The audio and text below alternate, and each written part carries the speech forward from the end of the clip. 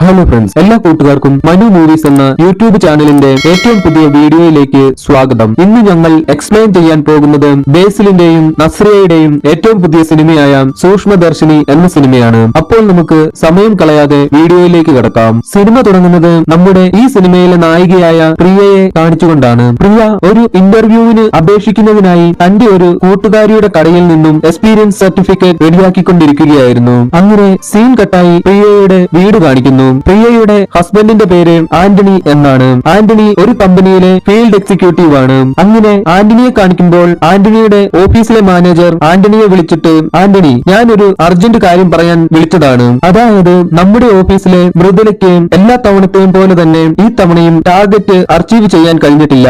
അവളാണെങ്കിൽ ഇന്നലെ രാത്രിയിൽ എന്നെ വിളിച്ച് ഒരേ കരച്ചിലായിരുന്നു. അത് കേട്ട് ആന്റണി, മനസ്സിലായി സാർ, ഇത്തവണയും എന്റെ 2 ക്ലയന്റിനെ അവൾക്ക് കൊടുക്കണമെന്ന് പറയാൻ വിളിച്ചതല്ലേ, ഞാൻ കൊടുക്കാം സാർ എന്ന് പറയുന്നു. അത് കേട്ട് സന്തോഷമായ മാനേജർ, അത് മതി, നിന്റെ പ്രൊമോഷന്റെ കാര്യം ഞാൻ എത്രയും വേഗം ശരിയാക്കി തരാം എന്നും പറഞ്ഞ് ഫോൺ കട്ട് ചെയ്യുന്നു. ആന്റണിക്കും പ്രിയയ്ക്കും ഒരു പെൺകുട്ടി കൂടിയുണ്ട്.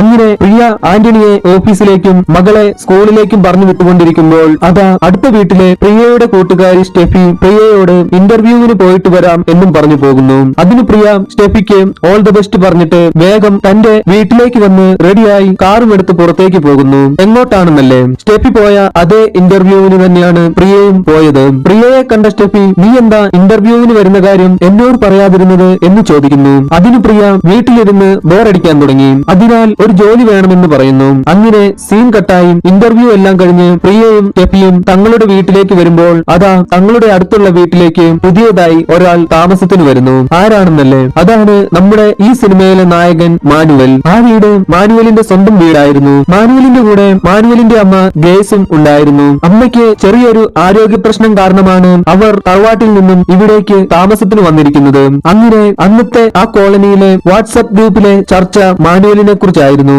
ആ വാട്സ്ആപ്പ് ഗ്രൂപ്പിന്റെ അഡ്മിൻ മാനുവലിനെ ചെറുപ്പത്തിൽ അംഗൻവാടിയിൽ പഠിപ്പിച്ച സരോജിനി ടീച്ചറാണ്. നമ്മുടെ പ്രിയയും ആ വാട്സ്ആപ്പ് ഗ്രൂപ്പിലുണ്ട്. ടൗണിലുള്ള ഗ്രേസ് ബേക്കറി എന്ന ആ വലിയ ബേക്കറിയും ഇവരുടേതാണ്. പോരാത്തതിന് നല്ല ഒന്നാന്തരം തറവാട്ടുകാരാണ് ഇവർ. പിന്നെ ഞാൻ പഠിപ്പിച്ചത് കൊണ്ട് പറയുമല്ല, ഇത്രയും വിനയമുള്ളതും നിഷ്കളങ്കനുമായ ഒരു ചെറുപ്പക്കാരൻ നമ്മുടെ ഈ കോളനിയിലല്ല, പഞ്ചായത്തിൽ വേറെയില്ല. അങ്ങനെ മാനുവലിനെ കുറിച്ചുള്ള പല പല കഥകൾ ആ വാട്സ്ആപ്പ് ഗ്രൂപ്പിൽ ഓടാൻ തുടങ്ങി. അങ്ങനെ മാനുവൽ ആ കോളനിയിലുള്ള പെൺപടകളുടെ ഒരു ചെറിയ കണ്ണിലുണ്ണിയായി. ആ സമയം മാനുവൽ തന്റെ വീടിന് മുകളിൽ ഒരു ഉടുമ്പിരിക്കുന്നത് കാണുന്നു. അത് കണ്ട മാനുവൽ ആ ഉടുമ്പിനെ പിടിച്ച് ഫ്രൈ ആക്കി അന്ന് രാത്രി തന്നെ ആ കോളനിയിലുള്ള ആൺപുലികൾക്കെല്ലാം ഒരു ചെറിയ പാർട്ടിയും കൊടുത്തു. അങ്ങനെ അവരുടെയും കണ്ണിലുണ്ണിയായി. ആ കോളനിയിലുള്ള പ്രിയയുടെ കൂട്ടുകാരി സ്റ്റെഫി ഒരു സിംഗിൾ മം ആണ്. നമ്മുടെ മാനുവൽ ആ സ്റ്റെഫിയുമായി ചെറുതായെന്ന് കമ്പനിയുമായി. അങ്ങനെ അടുത്ത സീനിൽ മാനുവൽ തന്റെ അങ്കിൾ റോയ്ക്കും അങ്കിളിന്റെ മകൻ ജോണിനും തന്റെ വീടിന്റെ പ്ലാനും അയൽപ്പക്കത്തെ കുറിച്ചുള്ള ഡീറ്റെയിൽസും എല്ലാം പറഞ്ഞു കൊടുക്കുന്നു. എന്നിട്ട് പറഞ്ഞു, ചൊവ്വാഴ്ച ഞങ്ങളുടെ കോളനിയിൽ ആരും തന്നെ ഉണ്ടാകില്ല. ആകെയുള്ളത് ആന്റണിയുടെ ഭാര്യ പ്രിയ മാത്രമാണ്. അതിനാൽ ചൊവ്വാഴ്ച നമ്മുടെ പ്ലാൻ എക്സിക്യൂട്ട് ചെയ്താൽ നല്ലതായിരിക്കും എന്ന് പറയുന്നു. അതിന് റോയി അങ്കിൾ, അത് വേണ്ട, പകല് റിസ്ക് ആയിരിക്കും, നമ്മുടെ കഷ്ടകാലത്തിന് ആരെങ്കിലും കണ്ടാൽ എല്ലാം കുളമാകും. അത് കേട്ട ജോൺ, പ്ലാൻ എല്ലാം ഓക്കെയാണ്, പക്ഷേ ചൊവ്വാഴ്ച വേണ്ട, നമുക്കായി ദൈവം ഒരു ദിവസം തരും, അതിനുവേണ്ടി കാത്തിരിക്കാം എന്ന് പറയുന്നു. അങ്ങനെ സീൻ കട്ടായി ആന്റണിയുടെ ഓഫീസ് കാണിക്കുന്നു. അവിടെ ഒരു മീറ്റിംഗ് നടക്കുകയാണ്. മാനേജർ പറഞ്ഞു, നമ്മുടെ ഈ കമ്പനിയുടെ പ്രധാനപ്പെട്ട 2 അച്ചീവേഴ്സ് ആണ് മൃദുലയും ആന്റണിയും. കഴിഞ്ഞ 3 മാസമായി നമ്മുടെ കമ്പനിയുടെ എല്ലാ ടാർഗറ്റുകളും കൃത്യമായി അച്ചീവ് ചെയ്യുന്ന മൃദുലയെ നമ്മുടെ കമ്പനിയുടെ പുതിയ സീനിയർ എക്സിക്യൂട്ടീവായി പ്രൊമോട്ട് ചെയ്തിരിക്കുന്നു. ഒപ്പം ആന്റണിക്കും നോർത്ത് ഇന്ത്യയിലുള്ള കൂച്ച് ബീഹാറിലെ നമ്മുടെ തന്നെ കമ്പനിയുടെ സീനിയർ എക്സിക്യൂട്ടീവായി പ്രൊമോഷൻ ലഭിച്ചിരിക്കുന്നു എന്ന് പറയുന്നു. ആന്റണിക്ക് ആ പ്രൊമോഷൻ കിട്ടിയതിൽ സന്തോഷിക്കണോ അതോ സ്ഥലമാറ്റം കിട്ടിയതിൽ സങ്കടപ്പെടണോ എന്നൊന്നും മനസ്സിലാകുന്നുണ്ടായിരുന്നില്ല. അങ്ങനെ സീൻ കട്ടായി പ്രിയയെ കാണിക്കുന്നു. ആ സമയം പ്രിയയ്ക്ക് ഒരു കോൾ വരുന്നു. അത് പ്രിയ അന്ന് ഇന്റർവ്യൂ അറ്റൻഡ് ചെയ്ത മേളം കമ്പനിയിൽ നിന്നുള്ള കോൾ ആയിരുന്നു. അവർ പറഞ്ഞു, മേഡം, നിങ്ങൾ ടെക്നിക്കൽ ഇന്റർവ്യൂ പാസ്സായി, ഇനി അടുത്തത് മാനേജർ ലെവൽ ഇന്റർവ്യൂ ആണുള്ളത്, അതിന്റെ ഡേറ്റ് ഉടനെ അറിയിക്കാം എന്നും പറഞ്ഞ് ഫോൺ കട്ട് ചെയ്യുന്നു. അതിൽ സന്തോഷമായ പ്രിയ ഉടൻ തന്നെ തന്റെ കോളനിയുടെ വാട്സ്ആപ്പ് ഗ്രൂപ്പിൽ അന്ന് ഞാൻ പോയ ടെക്നിക്കൽ ഇന്റർവ്യൂ പാസ്സായി, അതിനാൽ ഈ പ്രാവശ്യത്തെ ഞങ്ങളുടെ വെഡിംഗ് ആനിവേഴ്സറി നൈസ് ആയിട്ട് സെലിബ്രേറ്റ് ചെയ്യാമെന്ന് വിചാരിച്ചു, എല്ലാവരെയും കുടുംബസമേതം ഇപ്പോൾ തന്നെ ക്ഷണിച്ചിരിക്കുന്നു എന്ന് പറഞ്ഞ് ഒരു വോയിസ് മെസ്സേജ് അയക്കുന്നു.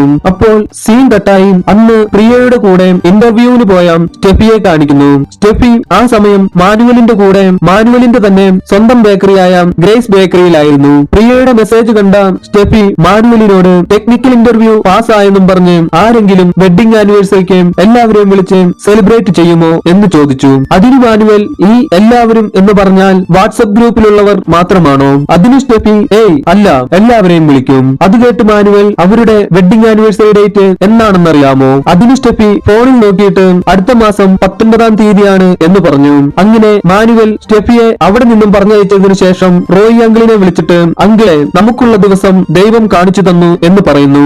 അങ്ങനെ സീൻ കട്ടായി അടുത്ത സീനിൽ ആന്റണിയുടെയും പ്രിയയുടെയും വെഡിങ് ആനിവേഴ്സറി കാണിക്കുന്നു. ആ സെലിബ്രേഷന് മാനുവലും വന്നിട്ടുണ്ടായിരുന്നു. അങ്ങനെ ആ സെലിബ്രേഷൻ നടന്നുകൊണ്ടിരിക്കുമ്പോൾ നമ്മുടെ മാനുവലിന്റെ വീട്ടിലെ ഒരു റൂമിൽ നിന്നും തീ ആളിക്കത്തുന്നതായി കാണിക്കുന്നു. അങ്ങനെ മാനുവലിന്റെ വീട്ടിൽ പോലീസുകാരെത്തി. പോലീസുകാർ എന്തിനാണ് വന്നതെന്നായിരിക്കും. അതായത് മാനുവലിന്റെ അമ്മ ഗ്രേസിനെ കാണാനില്ല, അമ്മ മിസ്സിംഗ് ആയെന്ന് മാനുവൽ പോലീസുകാരോട് പറഞ്ഞു. അപ്പുറത്തെ വീട്ടിൽ ഒരു ഫംഗ്ഷൻ നടക്കുന്നുണ്ടായിരുന്നു. അമ്മ ഉറങ്ങിയതിനാൽ ഒന്ന് പോയിട്ട് വരാമെന്ന് കരുതി. അതിനിടയ്ക്കാണ് ഇതെല്ലാം സംഭവിച്ചത്. അതിന് പോലീസുകാർ അമ്മ ഇതിനു മുമ്പ് ഇങ്ങനെ പോയിട്ടുണ്ടോ, ഏതെങ്കിലും ബന്ധുക്കളുടെ വീട്ടിലേക്ക് എങ്ങാനും പോയതായിരിക്കാം എന്ന് പറയുന്നു. അതിന് മാനുവൽ ഇല്ല സർ, അമ്മ അങ്ങനെ പോകാറില്ല. ഞാൻ റിലേറ്റീവ്സിനോടെല്ലാം അന്വേഷിച്ചു, എന്നാൽ അമ്മ അവിടെയൊന്നും എത്തിയിട്ടില്ല. അതിന് പോലീസുകാർ ഞങ്ങൾ ഇൻഫർമേഷൻ എല്ലായിടത്തും എത്തിച്ചിട്ടുണ്ട്, നമുക്ക് നോക്കാം എന്നും പറഞ്ഞ് അവിടെ നിന്നും പോകുന്നു. അങ്ങനെ പോലീസുകാരുടെ അന്വേഷണത്തിൽ നിന്നും അമ്മയെ റെയിൽവേ സ്റ്റേഷനിൽ നിന്നും കണ്ടെത്തുന്നു. അപ്പോഴാണ് ആ നാട്ടുകാരെല്ലാവരും ഒരു സത്യം അറിയുന്നത്, ഒപ്പം നമ്മളും. എന്താണെന്നല്ലേ? മാനുവലിന്റെ അമ്മ ഗ്രേസിന് അൽസിമേഴ്സ് ആണെന്ന്. അങ്ങനെ മാനുവൽ അമ്മയെ വീട്ടിലേക്ക് കൊണ്ടുവന്നു. ഫംഗ്ഷൻ നടക്കുന്നത് ആന്റണിയുടെയും പ്രിയയുടെയും വീട്ടിലായിരുന്നെങ്കിലും ആൾക്കാരെല്ലാം മാനുവലിന്റെ വീട്ടുമുറ്റത്തായിരുന്നു. സരോജിനി ടീച്ചറിന്റെ ഭർത്താവ് കൃഷ്ണേട്ടൻ മാനുവലിനോട് പറഞ്ഞു, മാനുവലെ ഇനി മുതൽ അമ്മയെ ഒറ്റക്കാക്കിയിട്ട് പുറത്തേക്ക് പോകുന്നത് ശരിയല്ല, അതിനാൽ നമുക്കൊരു ഹോം നേഴ്സിനെ വെക്കാം. അത് കേട്ടുകൊണ്ടിരുന്ന ആന്റണി പറഞ്ഞു, എനിക്ക് പരിചയമുള്ള ഒരു ചേച്ചിയുണ്ട്, ലിസി ചേച്ചി. പ്രിയയുടെ ഡെലിവറി കഴിഞ്ഞപ്പോൾ നോക്കിയ ചേച്ചിയാണ്. അവരുടെ നമ്പർ എന്റെ പഴയ ഫോണിലുണ്ട്, ഞാൻ എടുത്തു തരാം എന്ന് പറഞ്ഞു. അങ്ങനെ അവിടെ കൂടി നിന്നിരുന്ന നാട്ടുകാരെല്ലാവരും തിരികെ പോയി. അങ്ങനെ അടുത്ത സീനിൽ ആന്റണിയെയും പ്രിയയെയും കാണിക്കുന്നു. ആന്റണി പ്രിയയോട് പണ്ട് മാനുവലിന്റെ അമ്മ ഗ്രേസി ചേച്ചി ഇവിടെ ജോലി ചെയ്തുകൊണ്ടിരുന്ന സമയം ജോലി കഴിഞ്ഞ് മിക്ക ദിവസവും പാസഞ്ചർ ട്രെയിനിൽ നാട്ടിലേക്ക് പോകുമായിരുന്നു. ആ ഓർമ്മയിലാണ് ഗ്രേസി ചേച്ചി റെയിൽവേ സ്റ്റേഷനിലേക്ക് പോയതെന്ന് പറയുന്നു. അതിന് പ്രിയ അൽസിമേഴ്സ് വന്നയാൾക്ക് ഇതെല്ലാം ഓർമ്മയുണ്ടാകുമോ എന്ന് ചോദിക്കുന്നു. അങ്ങനെ സീൻ കട്ടായി അടുത്ത സീനിൽ മാനുവൽ സ്റ്റെഫിയുമായി സംസാരിക്കുന്നതായി കാണിക്കുന്നു. മാനുവൽ പറഞ്ഞു, എനിക്കിന്ന് അത്യാവശ്യമായി ഒരു മീറ്റിംഗിന് പോകേണ്ടതുണ്ട്, എന്നാൽ അമ്മയെ ഒറ്റയ്ക്കാക്കിയിട്ട് പോകാനും കഴിയില്ല. ആലോചിച്ചിട്ടാണെങ്കിൽ ഒരെത്തും പിടിയും കിട്ടുന്നില്ല. അതിന് സ്റ്റെഫി അത്യാവശ്യമാണെങ്കിൽ ഞാൻ ഇന്ന് ഉച്ച കഴിഞ്ഞ് ഓഫീസിൽ ലീവ് പറഞ്ഞിട്ട് വരാം എന്ന് പറയുന്നു. അങ്ങനെ അടുത്ത സീനിൽ മാനുവലിന്റെ അടുത്ത് റോയി അങ്കിളും ജോണും വരുന്നു. എന്നിട്ട് ജോൺ ഒരു ഗുളികയുടെ സ്ട്രിപ്പ് എടുത്ത് മാനുവലിന് കൊടുത്തിട്ട് പറഞ്ഞു, ഈ ഗുളിക വെള്ളത്തിലോ ജ്യൂസിലോ കലക്കി കൊടുക്കണം, അത് കുടിച്ചു കഴിയുമ്പോൾ ആള് മയങ്ങിക്കോളും എന്ന് പറയുന്നു. അപ്പോൾ മാനുവൽ അമ്മച്ചിക്ക് കൂട്ടിനാളെ നിർത്തണം എന്ന് എല്ലാവരും പറയാൻ തുടങ്ങി. അതിനാൽ ഞാൻ ഇനിയും ആളെ വെക്കാൻ താമസിച്ചാൽ എല്ലാവർക്കും ഡൗട്ട് അടിക്കാൻ തുടങ്ങും. അതിനാൽ ഈ ചൊവ്വാഴ്ച തന്നെ നമ്മുടെ പ്ലാൻ എല്ലാം നടപ്പിലാക്കണം. അന്ന് വീട്ടിൽ അമ്മയുടെ കൂടെ സ്റ്റെഫി ഉണ്ടാകും. സ്റ്റെഫിയെ ഞാൻ ഡീൽ ചെയ്തോളാം, ബാക്കിയെല്ലാം നമ്മൾ തീരുമാനിച്ചതുപോലെ തന്നെ അങ്കിൾ വേണം നടത്താൻ. അങ്ങനെ സീൻ കട്ടായി അടുത്ത സീനിൽ പ്രിയ തന്റെ ഒരു കൂട്ടുകാരിയായ സുലുവിനോട് എന്നാലും മാനുവൽ എന്തിനാണ് പോലീസുകാരോട് അവന്റെ അമ്മയ്ക്ക് അൽസിമേഴ്സ് ആണ് എന്ന് പറഞ്ഞത് മനസ്സിലാകുന്നില്ല. അവർക്കാണെങ്കിൽ നമ്മളെക്കാൾ ഓർമ്മശക്തിയുണ്ട്. മുറ്റത്ത് നിന്നും അകത്തേക്ക് പോകുമ്പോൾ ചെരുപ്പ് ഊരിയിട്ട് കയറാൻ അറിയാം, മഴ പെയ്യാൻ പോവുകയാണെന്നറിഞ്ഞ് തുണിയെല്ലാം പെറുക്കി വെക്കാൻ അറിയാം, ടാങ്ക് നിറഞ്ഞാൽ മോട്ടോർ ഓഫ് ആക്കാൻ അറിയാം. ഇതെല്ലാം മാനുവൽ പോയി കഴിഞ്ഞും അവിടെ നടക്കുന്ന കാര്യങ്ങളാണ്. സംശയമുണ്ടെങ്കിൽ നീ 2 ദിവസം ആ അമ്മയെ ഒന്ന് വാച്ച് ചെയ്യൂ, നിനക്കും സംശയം തോന്നും എന്ന് പറയുന്നു. അതിന് സുലു അതെല്ലാം ചിലപ്പോൾ സ്റ്റെഫി ചേച്ചി ആയിരിക്കും ചെയ്യുന്നത്. ഇപ്പോൾ അവിടെ ഇടയ്ക്കിടയ്ക്ക് സ്റ്റെഫി ചേച്ചി പോകാറുണ്ട്. നിനക്കെന്തെങ്കിലും സംശയമുണ്ടെങ്കിൽ അത് ആ അമ്മയോട് നേരിട്ട് ചോദിച്ചാൽ പോരെ. അതിന് പ്രിയ അത് മാനുവൽ ഉള്ളപ്പോൾ എങ്ങനെ ചോദിക്കാനാണ് എന്ന് പറയുന്നു. അങ്ങനെ സീൻ കട്ടായി മാനുവലിനെ കാണിക്കുന്നു. മാനുവൽ ആ സമയം ജോൺ കൊടുത്ത ഉറങ്ങാനുള്ള ഗുളികയെല്ലാം പൊടിച്ചു ചേർത്ത് ജ്യൂസ് തയ്യാറാക്കി വെച്ചിട്ട് സ്റ്റെഫിയോട് ഞാൻ ജ്യൂസ് എല്ലാം റെഡിയാക്കി വെച്ചിട്ടുണ്ട്, ഒരു 11 മണിയാകുമ്പോൾ അമ്മച്ചിക്ക് കൊടുക്കണം, നിനക്കും ചേർത്താണ് ജ്യൂസ് ഉണ്ടാക്കിയിരിക്കുന്നത്. പിന്നെ ഒരു പ്രധാന കാര്യം, വേറെ ആരും വീട്ടിൽ കയറാതെ നോക്കണം, അമ്മച്ചിക്ക് അതൊട്ടും ഇഷ്ടമല്ല എന്നും പറഞ്ഞ് അവിടെ നിന്നും പോകുന്നു. പോകാൻ നേരം റോയി അങ്കിളിന് ഞങ്ങൾ ഇറങ്ങി എന്ന ഒരു മെസ്സേജും അയച്ചു. അങ്ങനെ 11 മണിയായപ്പോൾ സ്റ്റെഫി ആ ജ്യൂസുമായി അമ്മച്ചിയുടെ അടുത്ത് വന്നിട്ട് ഒരു ഗ്ലാസ് ജ്യൂസ് എടുത്ത് അമ്മച്ചിക്ക് കൊടുക്കുന്നു. എന്നാൽ ഗ്രേസി അമ്മച്ചി ആ ജ്യൂസിലേക്കൊന്ന് നോക്കുക പോലും ചെയ്തില്ല. അപ്പോഴാണ് മാനുവലിന്റെ കോൾ വരുന്നത്. അമ്മച്ചി ജ്യൂസ് കുടിച്ചോ എന്നും ചോദിച്ച്. അതിന് സ്റ്റെഫി ഞാൻ എത്ര പറഞ്ഞിട്ടും അമ്മച്ചി ജ്യൂസ് കുടിക്കുന്നില്ല. അപ്പോൾ മാനുവൽ സ്റ്റെഫിയോട് സ്റ്റെഫി അമ്മച്ചിയുടെ അടുത്ത് നിന്നും കുറച്ച് നീങ്ങി നിൽക്കാമോ എന്ന് ചോദിക്കുന്നു. എന്നിട്ട് പറഞ്ഞു അമ്മച്ചി ജ്യൂസ് കുടിക്കുന്നില്ല എങ്കിൽ സ്റ്റെഫി ഒരു ഗ്ലാസ് ജ്യൂസ് കുടിച്ചു കാണിച്ചിട്ട് അമ്മച്ചിക്ക് കൊടുത്താൽ മതി, അമ്മച്ചി കുടിച്ചോളും എന്ന് പറയുന്നു. അത് കേട്ട് സ്റ്റെഫി തിരികെ വന്ന് അമ്മച്ചിക്ക് ഗ്ലാസിൽ ഒഴിച്ചു വെച്ചിരുന്ന ജ്യൂസ് എടുത്ത് കുടിക്കുന്നു. എന്നിട്ട് വേറെ ഒരു ഗ്ലാസിൽ ജ്യൂസ് എടുത്ത് ഞാൻ ജ്യൂസ് കുടിച്ചേ, ഇനി അമ്മച്ചി കുടിക്കൂ എന്ന് പറയുന്നു. അത് കേട്ട് അമ്മച്ചിയും ആ ജ്യൂസ് വാങ്ങി കുടിക്കുന്നു.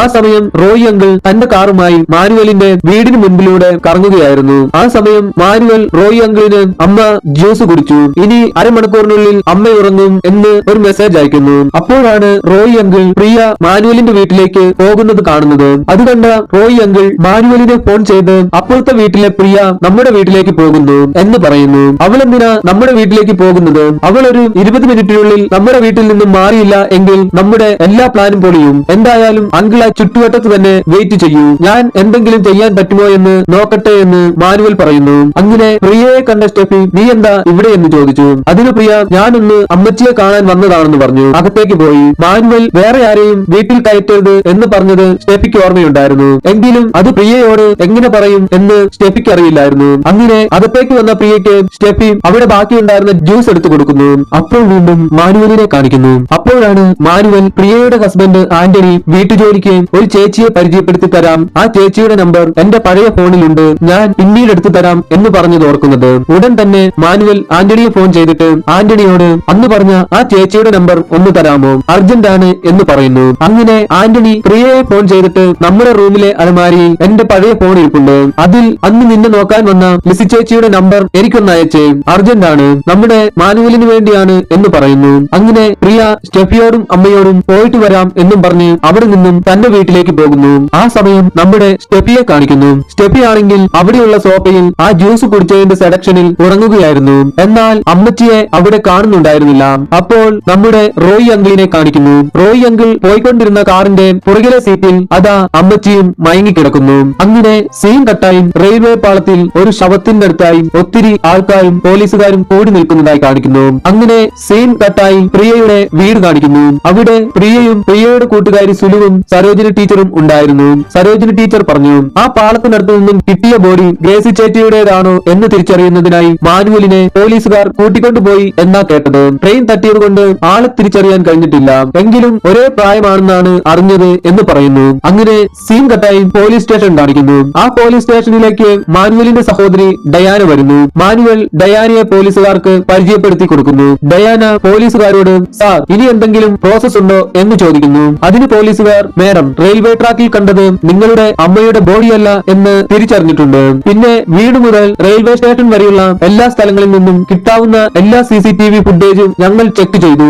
എന്നാൽ അതിലൊന്നും അമ്മച്ചിയെ കണ്ടെത്താൻ കഴിഞ്ഞില്ല എന്ന് പറയുന്നു. അതിന് ഡയാന ചിലപ്പോൾ അമ്മച്ചി റെയിൽവേ സ്റ്റേഷനിലേക്ക് പോകുന്ന വഴി മുഴുവൻ ഓർമ്മയും പോയിട്ടുണ്ടാകും, അങ്ങനെ എങ്ങോട്ട് പോകണമെന്നറിയാതെ ചിലപ്പോൾ എവിടെയെങ്കിലും കറങ്ങി നടക്കുകയായിരിക്കും എന്ന് പറയുന്നു. അങ്ങനെ സീൻ കട്ടായി പ്രിയയെയും സുലുവിനെയും കാണിക്കുന്നു. സുലു പ്രിയയോട് നീ അന്ന് അമ്മച്ചിയുടെ അടുത്ത് നിന്നും വന്നില്ലായിരുന്നുവെങ്കിൽ അമ്മച്ചി മിസ്സാകില്ലായിരുന്നു അല്ലേ എന്ന് ചോദിക്കുന്നു. അപ്പോഴാണ് പ്രിയ ആന്റണി മാനുവലിനു വേണ്ടി ഫോൺ നമ്പർ ചോദിച്ചുകൊണ്ടാണല്ലോ താൻ അവിടെ നിന്നും പോരേണ്ടി വന്നത് എന്ന കാര്യം ഓർക്കുന്നത്. ഉടൻ തന്നെ പ്രിയ ലിസി ചേച്ചിയെ ഫോൺ ചെയ്തിട്ട് ലിസി ചേച്ചി കഴിഞ്ഞ ദിവസം മാനുവൽ എന്നൊരാൾ വിളിച്ചിരുന്നോ എന്ന് ചോദിക്കുന്നു. അതിന് ലിസി ചേച്ചി ഇല്ല, മാനുവൽ എന്നും പറഞ്ഞ് ആരും വിളിച്ചില്ല എന്ന് പറയുന്നു. അത് കേട്ട് പ്രിയ സുലുവിനോട് മാനുവൽ അന്ന് അവിടെ നിന്നും എന്നെ മാറ്റിയതാണ്, എന്നാലും എന്നെ എന്തിനായിരിക്കും മാനുവൽ അവിടെ നിന്നും മാറ്റിയത്? അമ്മച്ചിയുടെ മിസ്സിംഗിന്റെ കാരണം മാനുവൽ തന്നെയാകുമോ? അതുമല്ല ഞാൻ അവിടെയുള്ള കാര്യം മാനുവൽ എങ്ങനെ അറിഞ്ഞു? അതെന്തായാലും സ്റ്റെഫി ആയിരിക്കില്ല പറഞ്ഞത്. ഒരു കാര്യം ഇപ്പോൾ എനിക്ക് ഉറപ്പുണ്ട്, എന്തായാലും ഇതിൽ മാനുവൽ ഒറ്റയ്ക്കല്ല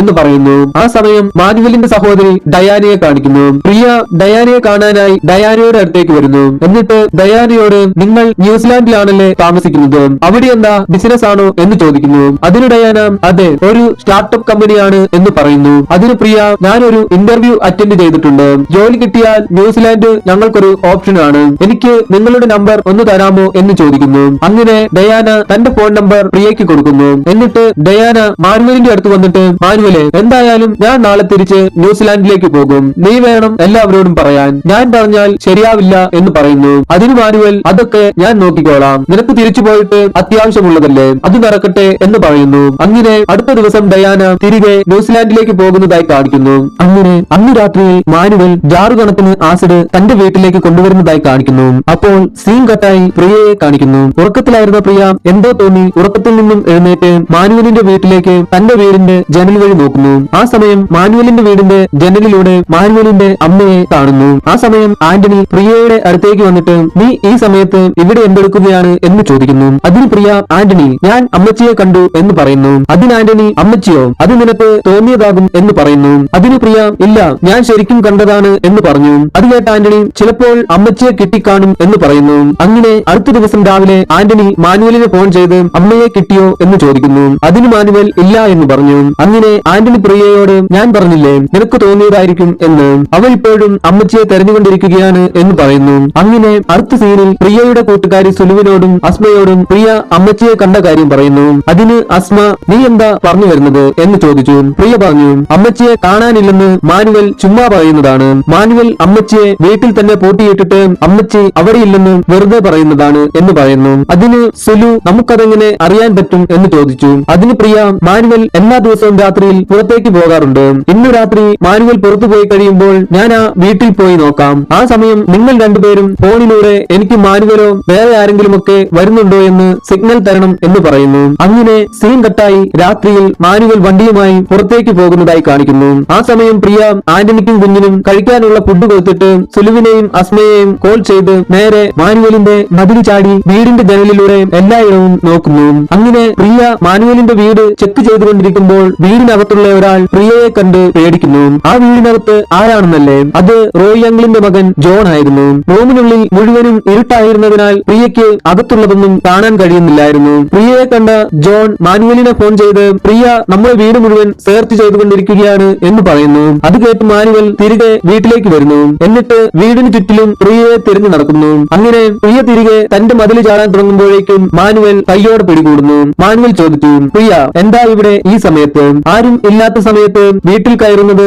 മോശമല്ലേ, പിന്നെ നിനക്കും മതിൽ ചാട്ടമൊക്കെ ശീലമായിരിക്കും, പക്ഷേ അത് ഈ കുടുംബത്തിലേക്ക് വേണ്ട എന്നും പറഞ്ഞ് പ്രിയയെ പറഞ്ഞു വിടുന്നു. എന്നിട്ട് മാനുവൽ തന്റെ വീടിന്റെ ചുറ്റിലും പോയി നോക്കുന്നു. ആ സമയം തന്റെ വീടിന്റെ ഭിത്തിയിൽ ടോയ്ലറ്റിൽ നിന്നുള്ള പൈപ്പ് ലീക്കായി വെള്ളം ഇറങ്ങുന്നത് മാനുവൽ കാണുന്നു. അതുകൊണ്ട മാനുവൽ മൊബൈലിൽ അതിന്റെ ഒരു ഫോട്ടോ എടുത്തിട്ട് നേരെ വീടിനകത്തുള്ള ജോണിന്റെ അടുത്തെത്തി ജോണിനെ കാണിക്കുന്നു. അതുകൊണ്ട് ജോൺ പൈപ്പ് ലീക്കാണോ, നമ്മൾ എന്ത് ചെയ്യും എന്ന് ചോദിക്കുന്നു. അതിന് മാനുവൽ അങ്കിൾ അന്നേ പറഞ്ഞതാണ് വലിയ പ്ലാനിങ്ങിനൊന്നും നിൽക്കേണ്ട, ആ പറമ്പിലെങ്ങാനും ഒരു കുഴിയെടുത്ത് മൂടിയാൽ മതിയെന്ന്, എന്നാൽ നിന്റെ ഒരാളുടെ നിർബന്ധം കാരണമാണ് ഇതെല്ലാം ചെയ്തു കൂട്ടുന്നത്. അതിന് ജോൺ ഇതിപ്പോൾ റിസ്ക് ആണെങ്കിൽ ബോഡി ഇവിടെ വെക്കുന്നത് സേഫ് അല്ല, ഇതെങ്ങോട്ടെങ്കിലും മാറ്റണം എന്ന് പറയുന്നു. അതിന് മാനുവൽ ബോഡി ഒന്നും മാറ്റാൻ പറ്റില്ല, നീ വേഗം പോയി അത് ചെയ്തു തീർക്കാൻ പറയുന്നു. അതിന് ജോൺ എന്റെ പ്ലാനിങ്ങിനൊന്നും ഒരു കുഴപ്പവുമില്ല, പിന്നെ ഇവിടുത്തെ പ്ലംബിംഗ് ശരിയാകാത്തതിന്റെ കാരണം ഞാനല്ല എന്നും പറഞ്ഞ് ടോയ്ലറ്റിനകത്തേക്ക് പോയിട്ട് ഒരു ടാങ്കിനകത്തു നിന്നും ഒരു ബക്കറ്റിൽ ആസിഡ് മുക്കിയെടുത്ത് കുറച്ചായി ക്ലോസറ്റിലേക്ക് ഒഴിച്ച് ഫ്ലഷ് ചെയ്തു വിടുന്നതായി കാണിക്കുന്നു. അങ്ങനെ വീണ്ടും മാനുവലിനെ കാണിക്കുന്നു.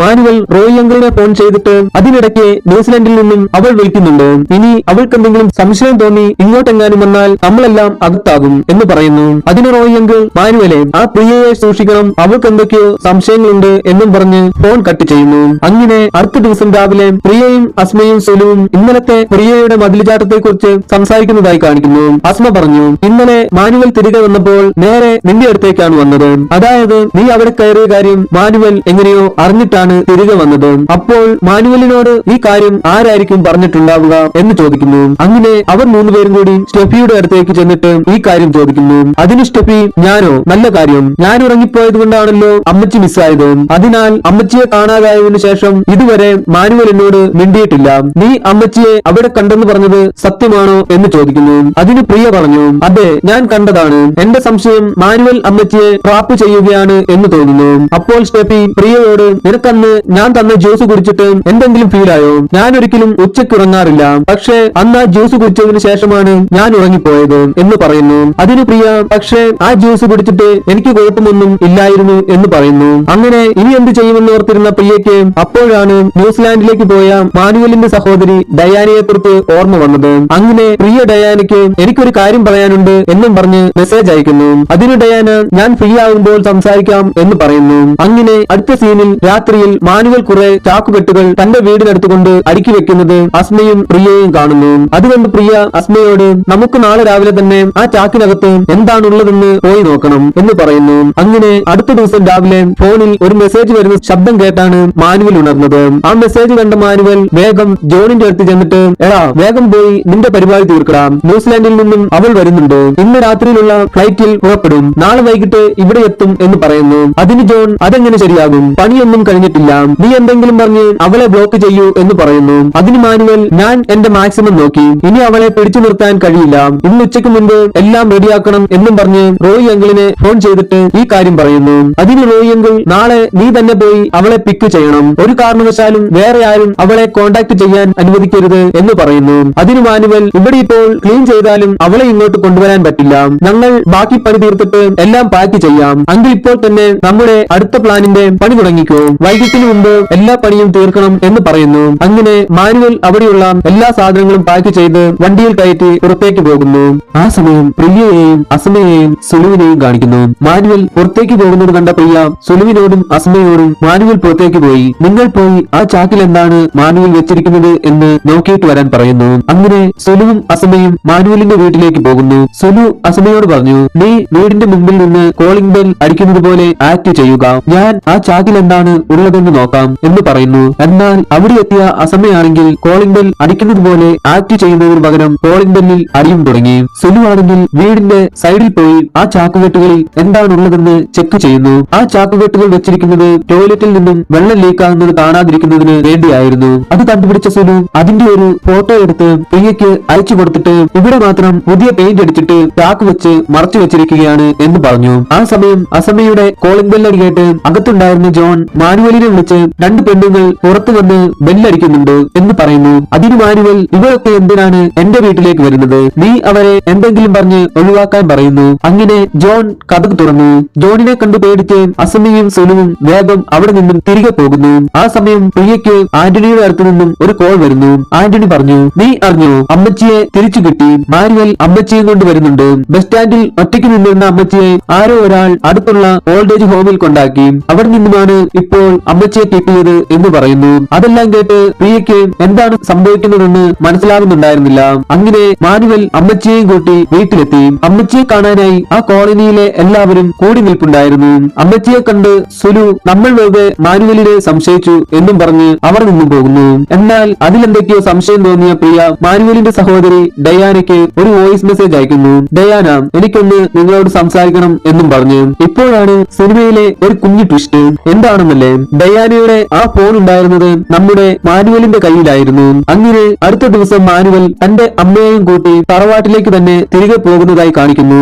അന്നായിരുന്നു പ്രിയയുടെയും സ്റ്റെഫിയുടെയും ഇന്റർവ്യൂ. അതിനാൽ അവർ രണ്ടുപേരും ആ ഇന്റർവ്യൂവിനായി പുറപ്പെട്ടു. എന്നാൽ പ്രിയയ്ക്ക് ഇപ്പോഴും എന്തൊക്കെയോ സംശയങ്ങൾ ഉണ്ടായിരുന്നു. അതിനാൽ തന്നെ പ്രിയ ഡയാനയുടെ ഫോണിലേക്ക് കോൾ ചെയ്യുന്നു. എന്നാൽ ഡയാനയുടെ ഫോൺ ഉള്ളത് മാനുവലിന്റെ കയ്യിലാണല്ലോ. അതിനാൽ മാനുവൽ ആ കോൾ കട്ട് ചെയ്തിട്ട് ഫോൺ സ്വിച്ച് ഓഫ് ചെയ്യുന്നു. ഫോൺ കട്ട് ചെയ്തതിനാൽ പ്രിയ ഒരിക്കൽ കൂടി ഡയാനയെ ഫോൺ ചെയ്യുന്നു. എന്നാൽ ഫോൺ സ്വിച്ച് ഓഫ് ആണെന്ന് പറയുന്നു. അത് കേട്ട് പ്രിയ സ്റ്റെഫിയോട്, ഡയാന ന്യൂസിലാൻഡിലേക്ക് പോയില്ലെന്നാണ് തോന്നുന്നത്, ഞാനിപ്പോൾ വിളിച്ചത് ഇന്റർനാഷണൽ കോൾ ആണ്, പക്ഷേ ഇതിൽ സ്വിച്ച് ഓഫ് എന്ന് ആദ്യം മലയാളത്തിലാണ് പറഞ്ഞത് എന്ന് പറയുന്നു. അതിന് സ്റ്റെഫി, അതെങ്ങനെ ശരിയാകും, ഡയാന പോയത് നമ്മൾ കണ്ടതല്ലേ എന്ന് ചോദിക്കുന്നു. അങ്ങനെ ഇന്റർവ്യൂവിന് പോകുന്ന വഴി പ്രിയ ഇടയ്ക്ക് വെച്ച് തന്റെ ഒരു കൂട്ടുകാരിയെ മീറ്റ് ചെയ്ത് അവളുടെ കയ്യിൽ എന്തോ ഒരു സാധനം കൊടുത്തിട്ട് എന്തൊക്കെയോ കാര്യങ്ങൾ ചോദിച്ചറിയുന്നു. അതിനുശേഷം പ്രിയയും സ്റ്റെഫിയും ഇന്റർവ്യൂ നടക്കുന്ന സ്ഥലത്തെത്തി. ഡയാനയെ ഫോൺ വിളിച്ചിട്ട് കിട്ടാത്തതിനാൽ പ്രിയ ഇൻസ്റ്റയിൽ ഡയാനയെ കുറിച്ചുള്ള ഡീറ്റെയിൽസ് എല്ലാം ചെക്ക് ചെയ്യുന്നു. അപ്പോഴാണ് ഈ സിനിമയിലെ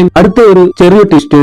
എന്താണെന്നല്ലേ, ഡയാന ന്യൂസിലാൻഡിൽ അതിഥി എന്ന ഒരു പെൺകുട്ടിയുമായി ലെസ്ബിയൻ റിലേഷൻഷിപ്പിലാണെന്നുള്ള കാര്യം പ്രിയ അറിയുന്നു. ആ സമയം സീൻ കട്ടായി അതിഥിയെ കാണിക്കുന്നു. അതിഥി ആ സമയം ഇവിടെ എയർപോർട്ടിൽ എത്തിയിരുന്നു. അപ്പോൾ മാനുവൽ അതിഥിയെ കോൾ ചെയ്തിട്ട്, അതിഥി, എന്റെ കാർ ഒന്ന് ബ്രേക്ക് ഡൌൺ ആയി, ഞാൻ എന്റെ ലൊക്കേഷൻ അയക്കാം, ഒരു ടാക്സി വിളിച്ച് ഇങ്ങോട്ട് വരാമോ എന്ന് ചോദിക്കുന്നു. അങ്ങനെ അതിഥി ഒരു ടാക്സി വിളിച്ച് മാനുവലിന്റെ അടുത്തെത്തി. മാനുവലിനെ കണ്ട അതിഥി മാനുവലിനോട്, ഡയാന വന്നില്ലേ എന്ന് ചോദിച്ചു. അതിന് മാനുവൽ, ഡയാന അമ്മച്ചിയുടെ കൂടെ ബേക്കറിയിലുണ്ട്, നമുക്ക് അങ്ങോട്ട് പോകാം എന്ന് പറയുന്നു. ആ സമയം സീൻ കട്ടായി പ്രിയയെ കാണിക്കുന്നു. പ്രിയ ഇൻസ്റ്റയിൽ അതിഥിക്ക്, ഡയാന ന്യൂസിലാൻഡിൽ എത്തിയോ, ഞാൻ ഡയാനയുടെ കൂട്ടുകാരി പ്രിയയാണ് എന്നും പറഞ്ഞ് മെസ്സേജ് അയക്കുന്നു. ആ സമയം മാനുവലിന് റോയി അങ്കിളിന്റെ കോൾ വരുന്നു. അത് കണ്ട മാനുവൽ വണ്ടി സൈഡാക്കിയിട്ട് ഒരു 5 മിനിറ്റ് ഇപ്പോൾ വരാം എന്നും പറഞ്ഞ് പുറത്തു വന്നിട്ട് കോൾ അറ്റൻഡ് ചെയ്യുന്നു. ആ സമയം പ്രിയയുടെ മെസ്സേജ് കണ്ട അതിഥി, ഇല്ല, ഡയാന കേരളത്തിലാണല്ലോ, ഞാനും ഇപ്പോൾ ഡയാനയെ കാണുന്നതിനായി കേരളത്തിലെത്തിയതേയുള്ളൂ, മാനുവലിന്റെ കൂടെ